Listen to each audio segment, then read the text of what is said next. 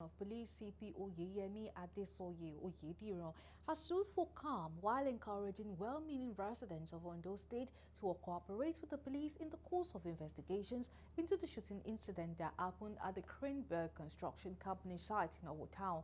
The public relations officer, Funmilayo Odunlami, who spoke to journalists on behalf of the command, said investigative operatives and officers of the Explosive Ordnance Department EOD, Chemical, Biological, Radiological, Nuclear, and high-yield explosive, also known as anti-bomb squad, have all been dispatched to the scene for an on-the-spot assessment. Immediately we had this too, the Commissioner of Police himself led team of men again, including the anti-bomb squad to Owo. That same yesterday evening, the anti-bomb squad confirmed improvised explosive device at the scene.